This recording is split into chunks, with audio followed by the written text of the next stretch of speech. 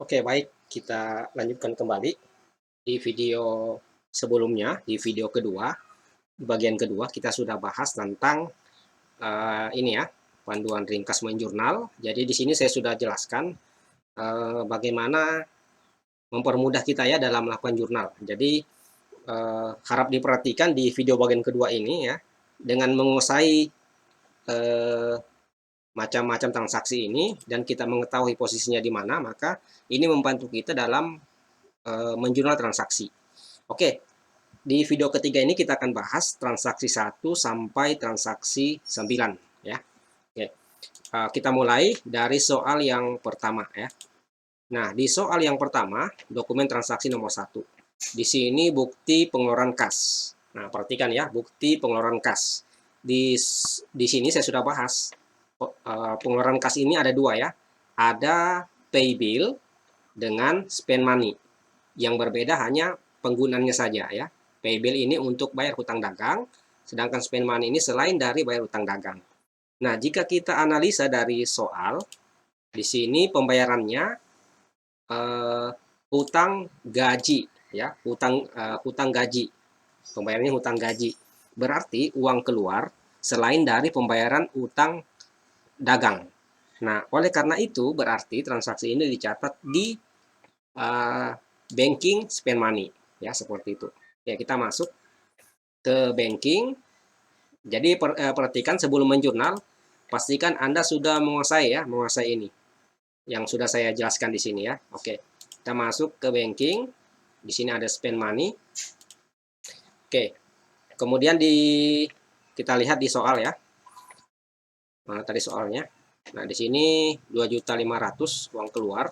Ini uang keluar kas kecil atau kas di bank. Kita lihat di kebijakan akuntansinya ya.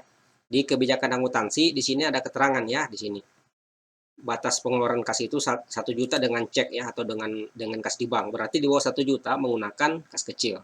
Oke, kita mulai. Mana tadi transaksi 1 ya. Oke, mungkin untuk mempermudah saya bagi dua dulu jendelanya ya. Nah, seperti ini. Ini saya perkecil dulu. Iya. Ya, seperti ini ya. Oke, di sini sudah karena uang keluar jumlahnya 2.500.000, berarti menggunakan kas di bank di sini ya. Ini harus kas di bank. Bentar, ini kok sebegini. Oke. Selanjutnya cek number ya. Cek number di sini nomor transaksi. Kita lihat di soal di sini adalah BKK 121. Ini kita copy saja. Nah, tanggalnya tanggal 1 Desember 2020. Berarti di sini tanggal 1 12 2020. Amount jumlah uang yang dikeluarkan. Di sini 2.500.000. Ya, cut ini kita abaikan saja ya. PI biarkan saja. Memo ini bisa diisi bisa juga tidak. Ini kita isi aja ya memo. Pembayaran gaji karyawan bulan November. Oke. Nah, di sini akunnya adalah karena kita bayar hutang gaji pada bulan November, berarti di sini akunnya adalah utang beban ya, utang beban. Kita cek utang beban kepala 2 ya, utang beban atau utang biaya. Di sini sudah ada. Klik use account. Selanjutnya sebelum kita menjurnal, kita bisa langsung lihat ya, jurnalnya nanti seperti apa. Kita tekan Ctrl R. Nah, di sini kita bisa lihat, jadi nanti yang di debit utang biaya, yang di kredit kas di bank. Ya, seperti itu. Oke, ini jurnalnya sudah betul, kita klik record. Ya, selesai ya. Jadi transaksi 1 begitu. Jadi kita analisa transaksi dulu, setelah itu baru kita tentukan dia dicatat di mana. Lanjut, kas kecil soal yang kedua ya. Soal yang kedua di sini sudah ada keterangan kas kecil. Ya, kas kecil ini uang keluar juga, uang keluar pembayaran selain dari utang dagang. Berarti tetap dicatat di sini ya, di spend money. Nah, perbedaannya karena di sini kas kecil, ini kita ganti bukan kas di bank tapi kas kecil. Ya, seperti itu ya. Cek number kita lihat di sini. Cek number itu nomor transaksi ya. Ini saya paste saja. Tanggalnya tanggal 2 ya. Kita ganti tanggal 2. Amount jumlah uang yang dikeluarkan 675.000. Ya, kita langsung ke memo. Ini bayar biaya iklan. Nah, seperti itu. Yang di akunnya yang di debit adalah beban iklan. Beban iklan ya, seperti ini. Nah, kita cek dulu jurnalnya, Ctrl R. Jadi nanti jurnalnya beban iklan di debit, yang di kredit kas kecil ya, seperti itu. Oke, ini sudah benar, kita klik record. Ya, beres ya. Oke, transaksi 1-2 sudah selesai, kita lanjut transaksi ketiga. Transaksi ketiga, perhatikan kita menerima kas ya, ini, kita menerima kas. Nah, perhatikan yang sudah saya jelaskan di sini. Jika kita menerima kas, itu ada dua kemungkinan ya. Ada dua kemungkinan, yaitu receipt payment dan receipt money. Yang membedakannya, receipt payment itu kita menerima kas dari piutang dagang. Sedangkan receipt money, ini kita menerima kas selain dari penerimaan piutang. Kita analisa soalnya. Di transaksi nomor 3, di sini kita menerima kas dari JBLX, pelunasan faktur. Ya, artinya JBLX ini kan customer kita. Berarti kita menerima piutang dagang. Nah, seperti itu ya. Jika menerima piutang dagang, pencatatannya bukan di banking ya, tapi di sales. Sini SLS, kemudian receipt payment. Ya, jangan sampai salah menentukan. Customernya kita pilih di sini JBLX. Kita klik cari JBLX. ID kita isi dengan nomor transaksi. Ini kita copy paste saja ya. Tanggalnya tanggal 3 Desember. Tanggal 3 bulan 12 2020. Amount receipt, jumlah uang ini yang diterima. Di sini 34.100.000, kita klik. Ya, seperti itu. Ini sudah betul ya, yang diterima tanggal 25 November ya. Tanggalnya sudah betul. Kita klik di amount applied. Ya, oke, kita coba tekan Ctrl R. Jadi apa namanya? Jurnalnya nanti ini belum lengkap ya. Kita klik record. Ya, seperti itu. Nah, kita bisa cek jurnalnya di sini. Yang di debit kas di bank, yang di kredit piutang dagang ya. Betul ya. Karena kita menerima piutang dari JBLX. Ya, jadi pastikan kalian sudah mengetahui ya cara ini yang sudah saya buat panduan ringkasnya di sini. Oke, lanjut soal yang keempat. Soal yang keempat di sini voucher kas kecil ya. Oke, voucher kas kecil, uang keluar selain dari bayar hutang. Berarti dicatat di banking spend money. Oke, ini ganti kas kecil. Tanggalnya, nomor transaksi. Tanggalnya tanggal 4 ya. Ini kita ganti tanggal 4. Amount-nya 975.000. Nah, di sini membayar listrik dan telepon bulan November. Berarti akunnya adalah beban utang beban ya, utang biaya. Utang beban atau utang biaya. Kita klik di sini use account. Kita coba Ctrl R ya. Jadi yang di debit nanti utang biaya, yang di kredit kas kecil ya, seperti ini. Oke, ini sudah betul, kita klik record. Ya. Sudah selesai ya, sudah selesai 4 transaksi. Lanjut transaksi yang kelima ya. Transaksi yang kelima, di sini kalau kita harus analisa dulu transaksinya ya. Transaksi kelima di sini, Ude Buana kepada Digital Elect. Digital Elect ini adalah customer kita ya. Berarti transaksi ini adalah transaksi penjualan kredit.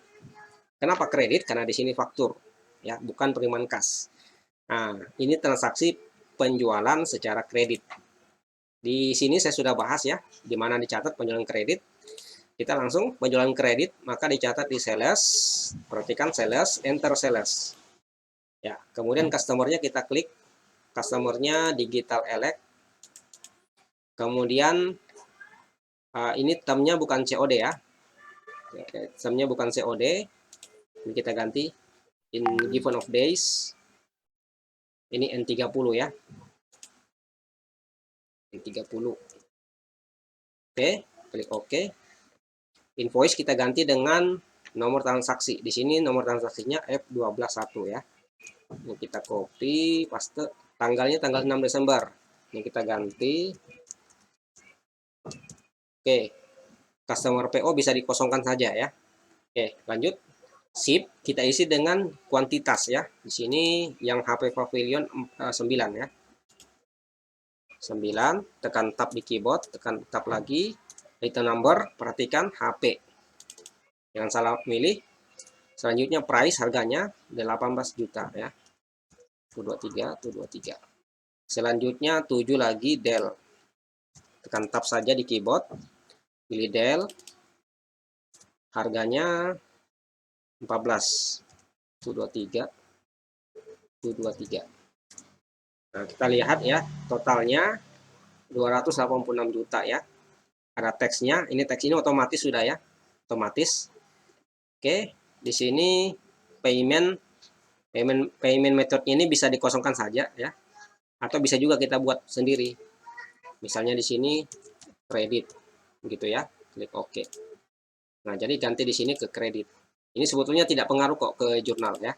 Yang penting pencatatannya sudah tepat ya. Nah, ini penjualan secara kredit ya.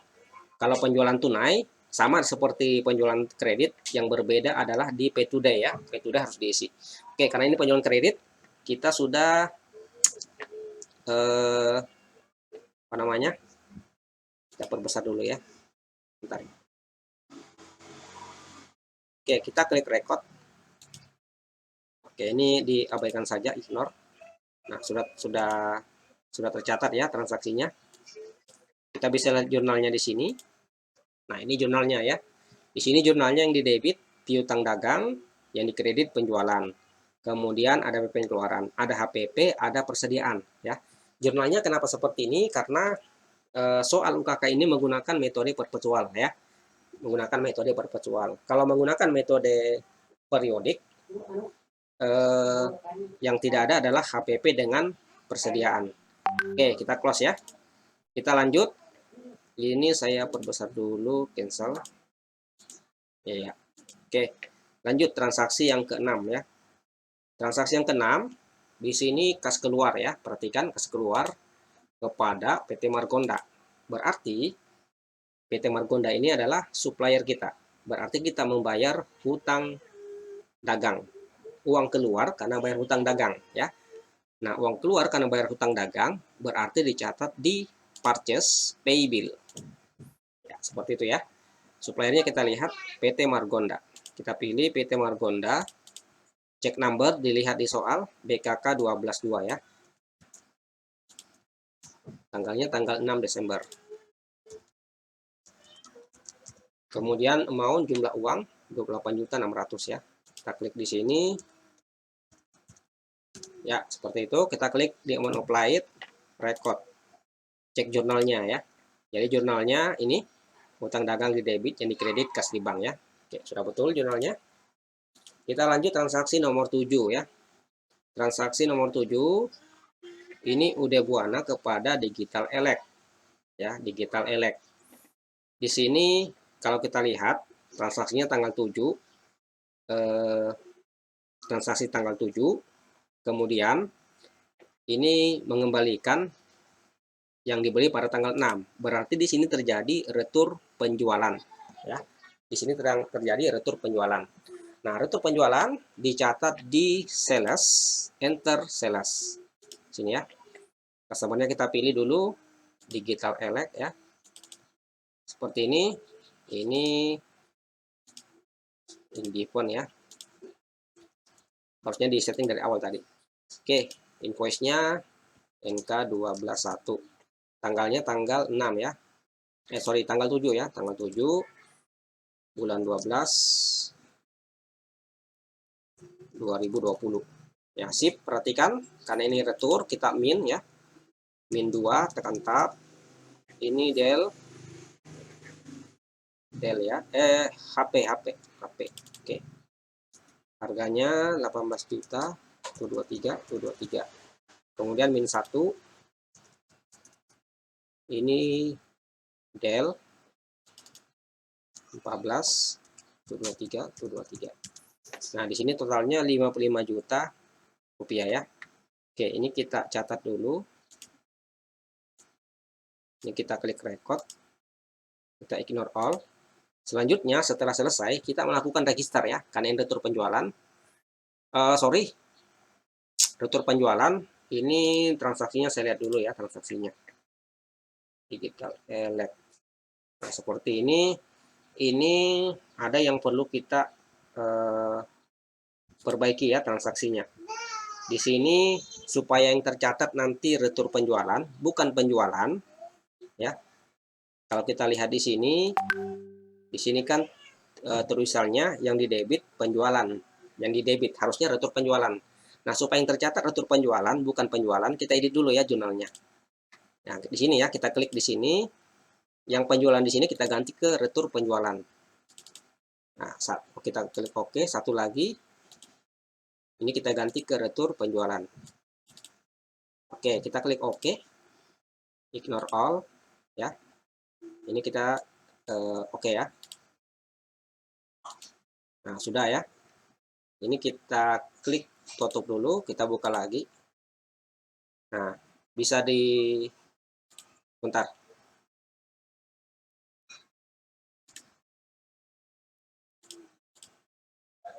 Oh ya, hampir lupa ya. Kita register dulu ya.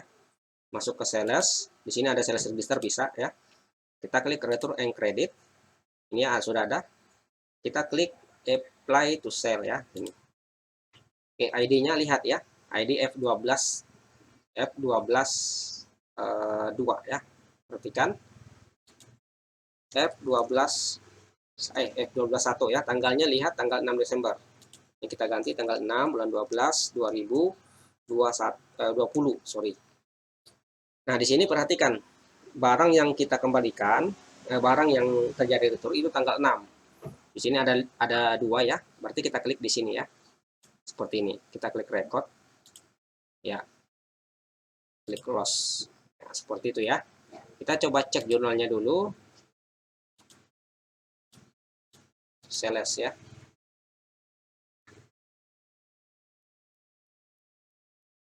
Oke, kita lihat di sini. Mana tadi? Kita klik all saja ya, biar lebih jelas. Tanggal, sorry, sepertinya saya salah ini ya. Bentar. Ada yang salah nggak tanggalnya?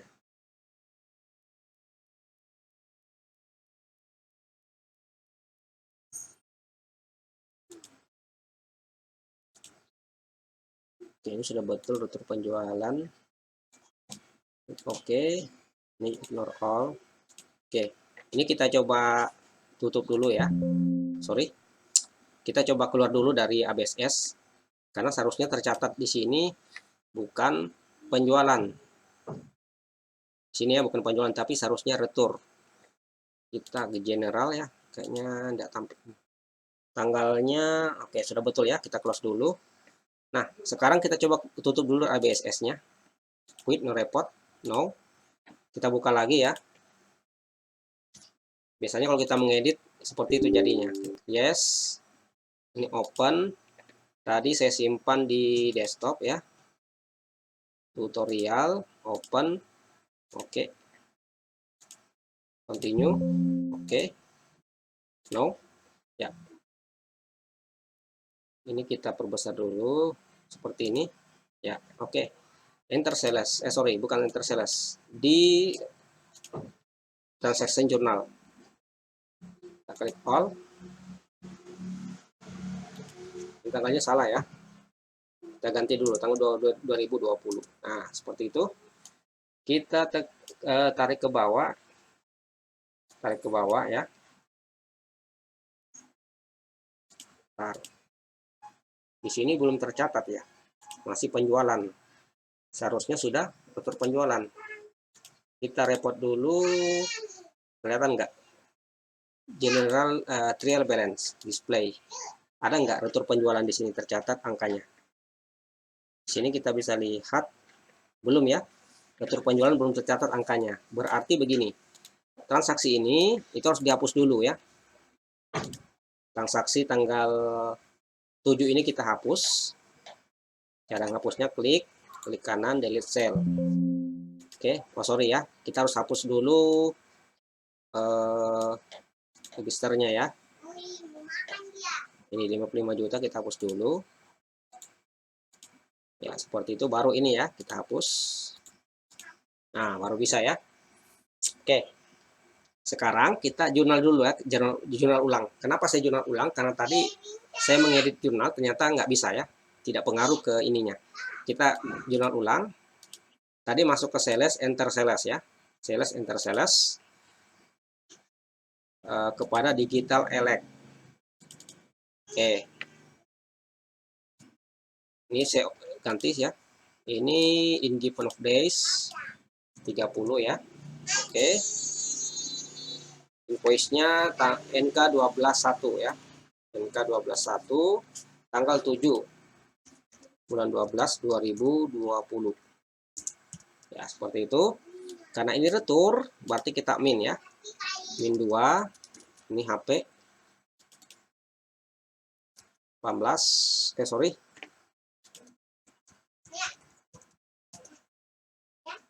Ya, lanjut. Min 1 HP Dell ya. 14. Seperti itu. Ya, terjadi seperti ini. Ini tadi kan kredit ya. Ini tidak perlu diganti sih sebetulnya payment methodnya ya. Oke, kita klik record. Sebentar. Oke, kita cek jurnalnya ya. Klik jurnal. Nah, di sini bisa dilihat ya. Tadi penjualan sudah berubah menjadi retur penjualan. Kita register dulu. Register return and credit. Masuk apply to sell. Ini kita ganti F121 ya. Tanggalnya tanggal 6. Oke. Tanggal 6 berarti kita klik di sini. Record. Ya, seperti itu ya. Oke, jadi jurnalnya sudah betul. Jurnalnya karena ini penjualan kredit, retur penjualan, berarti bentar saya perbesar dulu. Nah, seperti ini ya. Yang di debit retur penjualan, bukan penjualan saja ya. Kenapa seperti itu? Karena ini trik ya untuk mencatat transaksi retur penjualan. Kita harus merubah dulu linked account-nya. Oke, kalau sudah seperti itu kita kembalikan dulu ya. Masuk ke inventory. Ini item list tadi. Ini kita klik panah putihnya. Ini kan retur penjualan. Kita kembalikan ke penjualan. Oke. Selanjutnya satu lagi. Ya, perhatikan ini kita kembalikan dulu ke penjualan. Ini hanya trik saja supaya yang muncul yang di debit adalah retur penjualan, bukan penjualan. Oke, sudah ya. Lanjut, transaksi nomor 8 ya. Transaksi nomor 8 di sini pemberian perlengkapan toko. Perhatikan voucher kas kecil. Nah, ini pasti dicatat di banking spend money. Oke, perhatikan sini kas kecil. Cek number ya, lihat di soal 12.3. Tanggalnya tanggal 9 ya. Tanggal 9 bulan 12 2020. Amount jumlahnya 900.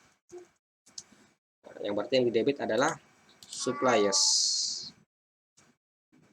Perlengkapan toko ya. Klik use account. Jurnalnya Ctrl R. Jadi yang di debit perlengkapan toko yang di debit, yang di kredit kas kecil ya. Oke, sudah betul, kita klik record. Ya. Lanjut, kita masuk ke transaksi nomor 9 ya. Ingat, video yang ketiga ini kita cukup dulu sampai transaksi nomor 9 ya. Oke. Transaksi nomor 9 di sini pengeluaran kas kepada PT Sahabat Jaya.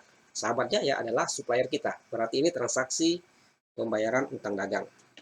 Nah, ini bisa dicatat di purchase pay bill ya. Oke, suppliernya dilihat Sahabat. Cek number, lihat di soal BKK 12.3. Tanggalnya tanggal 9 ya. Tanggal 9 bulan 12 2020. Jumlahnya 23.100. Ya, seperti itu, klik di sini record ya. Cek jurnalnya. Karena ini uang keluar ya, masuk ke purchase. Nah, di sini bisa dilihat, masuk aja di all ya. Jadi kelihatan semuanya. Nah, jadi yang di debit utang dagang ya, yang di kredit kas di bank, seperti itu ya. Oke, ini saya kira sudah betul. Lanjut. Oh ya, kita stop dulu ya. Karena tadi seperti yang kita sampaikan, transaksi video ketiga ini transaksi 1 sampai 9 dulu. Oke, transaksi 10 sampai 18 kita lanjut di video bagian selanjutnya ya.